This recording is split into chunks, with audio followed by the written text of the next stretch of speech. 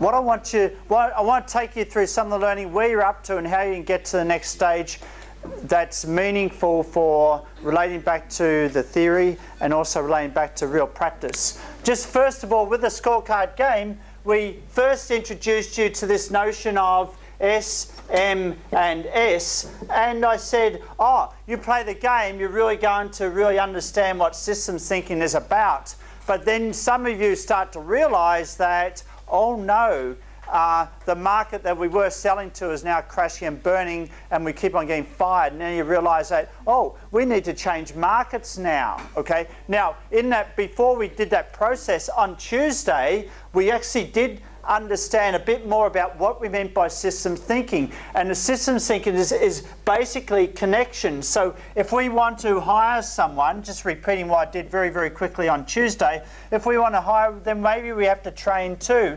because what we want from that person is productivity, and productivity in terms of being able to have an intelligent conversation with a customer.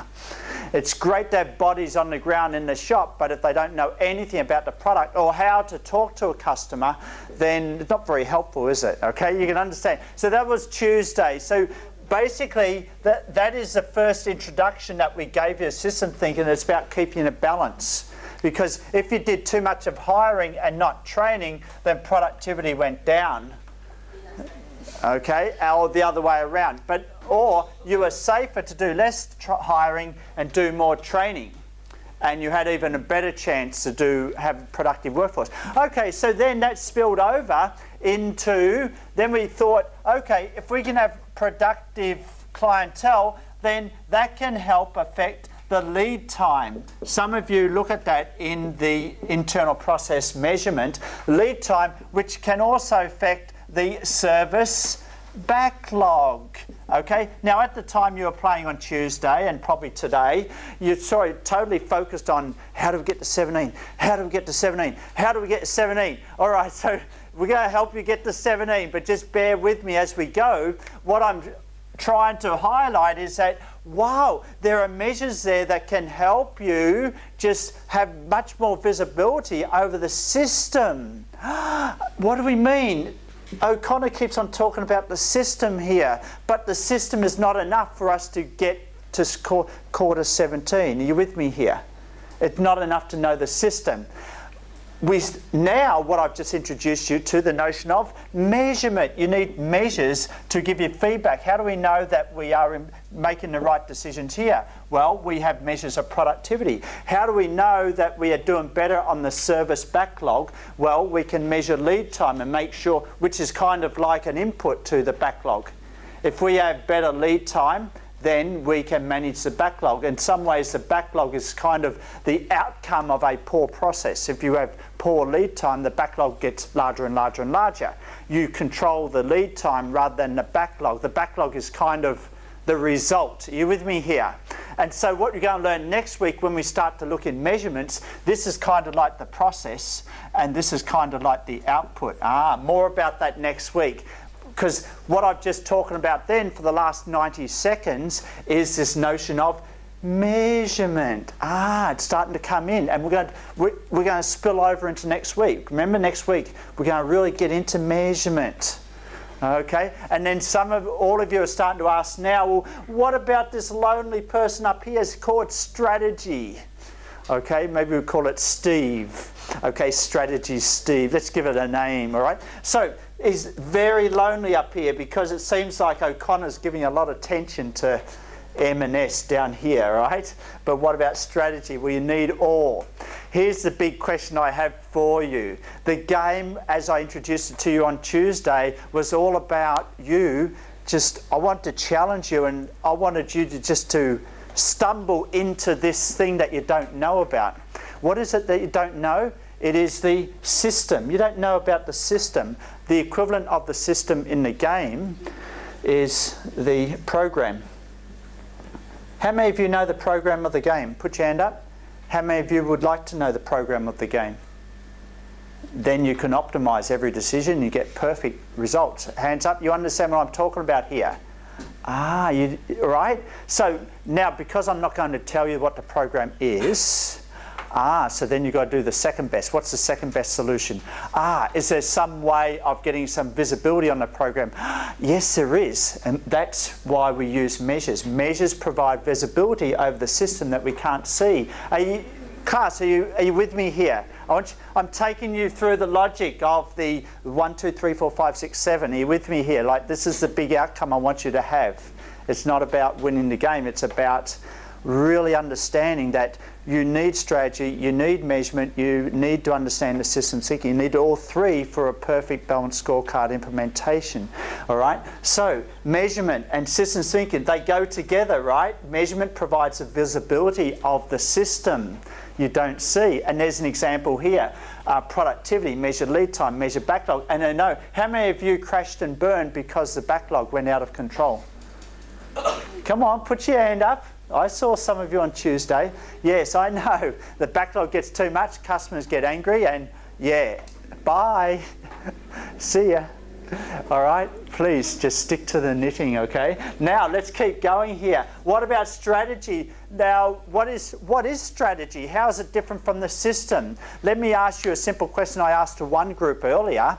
Which one do you have control over? Do you have control over the system or strategy? Strategy. Why?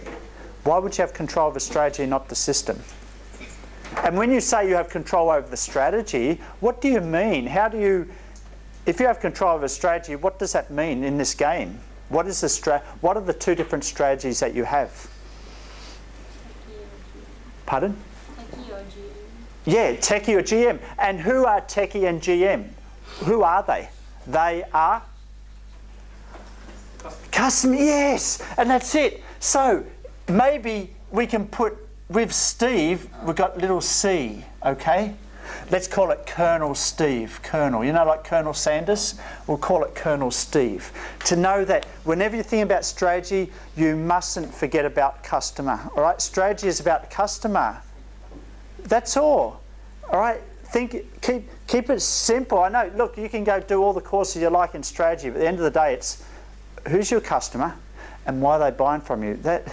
If you can't answer those questions, your strategy is head knowledge and not real transferable knowledge, okay? All right? You've got to know the customer. Why are they buying from you? Then you realise, many of you are starting to realise now, at the strategy level, when we started, we had GM here, we had techie here and GM here, remember? We started here, you started going through the quarters, and then you got to a stage where, wow, the techie share or the growth of techie, because how do you know it started falling off the cliff, right? And Gilbert, you asked a great question before. How do we know in real life when the techie starts to fall off the cliff? Well, let me give you a hint. It's either S, M or S. So how do you know in real life? Which one of those do you think? Measurement. Yeah, the measurement. If you can have measures. And look, some companies pay lots of money to consultants to give them that feedback. Those consultants do the measuring. It doesn't mean you have to have the measures inside your organisation. You with me? Are you with me here? All right. So the practical matter of the fact is you can outsource measurement. All right. Pay consultants to give you that feedback, so you know when your market is changing. How fast is it changing? Do we need to change sooner? Are you with us here? All right. So measurement gives us. So what did I say earlier? Oh, measurement is really, you know, they're going out together. They're like, you know, they're dating. Measurement is dating systems thinking here, and strategies all alone. But now, the last 180 seconds I was just telling you, wow, strategy needs measurement. Strategy needs measurement because measurement gives visibility about the customer changes. You with me? Are you with me here? Okay, so therefore, now strategy and measurement are dating. They're together. They need each other. Okay, measurement needs strategy. Strategy needs measurement. All right, measurement does not exist on its own. Measurement either provides visibility on systems thinking, the system, or it helps in giving feedback for the strategy. You with me? It's one or the other. Okay, all right. So keep that in mind. Measurement needs one or the other. And either the system will exist on its own. The strategy that you want to control, you need measurement to help work out the timing. Okay, so let's go to the next stage here. Let's go to decision making, because applied to real life, we've got to make decisions, right? Let's make it easy. Let me give you a two-dimensional decision-making framework. The first dimension is timing. Okay, you know that, don't you? The second one is, and we're going to come back to some of these here, GOAL, right? So far, what are we doing? So far, did I tell you we're going through these? Basically, we're kind of, you know, we've nearly fully explained what's going on here. You with me in the SMS? Are you with me here? Us? Okay. All right. But we're going to cover some of the GOAL, and if we don't cover all that today, we're going to cover the rest of it on Tuesday. Okay. So let's get to the good stuff of decision making. Timing. What is the other dimension of decision making? No. It's another one, all right? I like M words. Magnitude. Let me give you a real example, okay? When you made hiring decisions, is that just timing or magnitude or both? It's both, right? Because timing is, do you do it in quarter 1, 2 and 3, or maybe you do it in all, or one or not the other, okay? Magnitude is how many do you hire, how many do you fire? You with me here, okay? So in terms of a firing decision is timing and magnitude. Now that's our first example of what we mean when we're talking about O. O stands for what? On-time decision making. You with me on this? Okay, that's the bottom dimension. What does A stand for? Accuracy, which we're trying to refer to in some ways the magnitude. You with me here? So now we're starting to get some visibility on what does O mean, what does A mean. You with me here, okay? All right? The balanced scorecard really contributes to these two in a very strong way, okay? That's all. These are the decision-making features at any one point in time of the balanced scorecard, okay? You with me here? All right? Learning is more long-term, okay? You get to learn, you get to make decisions by the gut feel. You with me here? You know, someone's been in the industry for 20 years. They don't need to look at the scorecard to know what decision to make. You with me? Because learning is kicked in. Okay? And goal alignment, G at the bottom, is more the people in the organisation. They're under this framework. Remember the coffee shop? So if the dominant role of the coffee shop is to give a good customer experience, at least now we know everyone that's working for that coffee shop has that role. Even though they're just making the coffee, they've got to make sure that they give the customer a good feeling of how they're being served and things like that. Are you with me here on that? So what we did last Tuesday and the week before was when we used the strategy map and the process of getting group engagement in developing the map was part of the goal alignment. So everyone sees where their role is. Everyone understands that this is what we're doing here, okay? And so we don't have those control costs of chapter 5, which is negative attitudes. You with me? All right, we want to overcome that. How do we do that? By getting everyone to pitch in and suggest how we should do things, all right? So we're going around that, okay? So very quickly, magnitude and timing, very good. Both of these, 1 and 2, we're talking hiring. All right, that's great. Now, what about the strategy decision in this case? Is it magnitude timing? Is it only timing? Is it only magnitude? Let me repeat, and let me go back. What is the strategy decision you have to make? You're currently making Oracle. Is that right? So what's the decision? Stop making Oracle and start making Mr. Softy, right? In ease of use. Remember I told you right at the start, let's not go on granular degrees of one product or another. It's either one or the other, right? So therefore the magnitude decision is dichotomous. There's no magnitude. You with me here? You with me? So the strategy decision, you don't have to worry about this. Strategy is down here. Okay? In some ways, it's very easy. You only have to work out when do you actually change strategy, when do you actually start, programmers, stop, okay, and start doing this new software. Are you with me? But you've got to be careful here. You don't just, if you talk to Ken, this is real world stuff now. Ken at Premium Soft, he would never tell his programmers halfway through programming to stop doing that and start doing another program. Number one is wasted all that programming work, right? Number two, the programmers will be peeved off, right? Because programmers get their own sense of completing something they work on. And I'm pretty sure that they wouldn't stay around for long. Okay, that's the real world. Why you want to wait until the version is finished, then you can change the strategy. You with me? So not every quarter is a version completed in the game, right? Remember?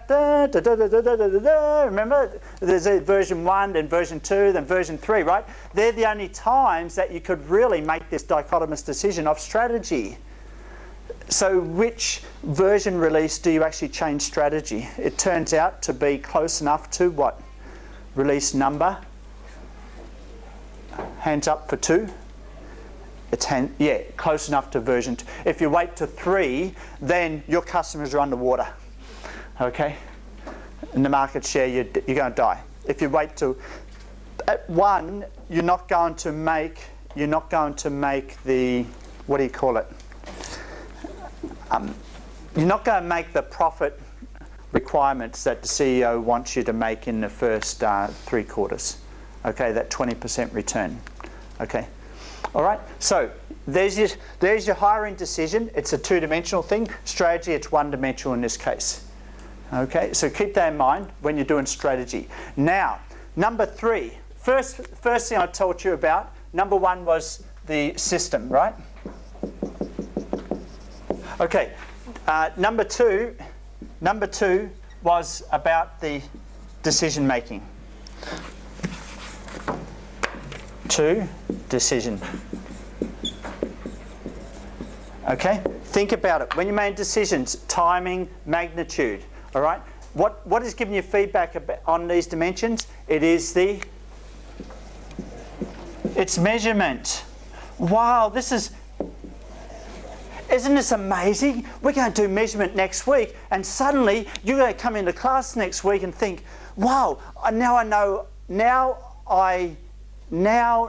why I need to understand measurement, all right? Because it's so important for decision making. See, I'm taking you backwards. Whereas I could have said, oh, this is how you implement measures. Then why do we have to do this? All right, no motivation, right? But I'm doing the why first, okay?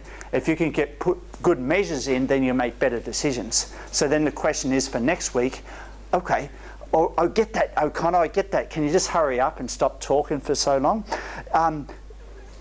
If we know that measures are good for decision making, so next week just tell us, so how do we put measures in? Well, wait for next week and I'll tell you how to do that. Okay, you're with me on this, all right? So that's what we're doing next week, the measurement next week. Now, last thing, once you change strategy, remember the first strategy was you had to have good customer service, stick to the knitting, right?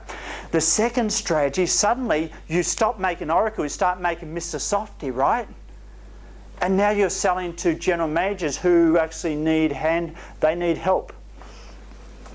They need consultants. And the best analogy of a consultant for this game is something like AC Nelson. So I know many companies, they go into China for the first time, they employ consultants, even my associate, the Silk Road Associates, to go and do some market research. So they know where should they go into China, how do they set up, what features are customers looking for. Are you with me here? All right, so that's what we mean by market research consulting, and that's what is operating in this game. And the big question for you is that, okay, you know you need consultants, but the question is, again, the timing and the magnitude. You with me here? So how do you know when you have consultants, do you wait till after the version is released? Or do you start engaging consultants as soon as you decide, oh, we've got to change from high power to ease of use? Which one? Immediate. As soon as you change. And why is that important? You need them to develop ease of use. Yes, so the part of the consultant is actually helping the programmers to know what features of ease of use features need to be programmed in. You with me here? So it's not just like a strategic market consultant, it's also product consulting. You with me? And so that's, you need to start employing consultants immediately. You change from ease of use, immediately you change to ease of use. Okay, so again, we've got another decision, hiring, magnitude and timing, and the big question is, when do you have consultants? So now you've got measures. So you've got decision, consultants. Well, consultants also have, they also produce ideas, and there's measure for that, and productive ideas, okay, and then that's going to lead to lead time, which is under the process base, and then that's going to lead to backlog too. You with me here? Okay, so again, when you had one strategy, this system, the first strategy, was this system operating? Hello? No, but was this system there? The system's always there. You just didn't switch it on. Are you with me here? You with me? Because you changed strategy, suddenly, okay, now the system is on. Okay, you turned it on. You've changed channel. You've changed to a new channel. You with me? So now you've got to learn the whole new system. You don't control the system. The system's already there. You've got to learn the system, not control the system. Are you with me? If you learn the system, then you can optimize it by making the right decisions. You see, when you first started, here's your first system. You with me on that, all right? But because you changed strategy, which you control, you're actually moving across to a new system. And now you've got to learn this. You with me? So this, isn't that interesting? Why we've got L for learning? Class, you with me here? There's L. It's there, okay? It's very critical. Learning is so critical. Once you control strategy, you don't control the system, okay? Because you control strategy because you decide, oh, I don't want to sell to this customer segment. I want to sell to a new customer segment. Well, all the system linkages and how you maximize value to that customer are totally different. So now you've got to learn a new system. Okay, let me just stop there, have a break, come back and try your last very best to play the game. Okay? Thank you.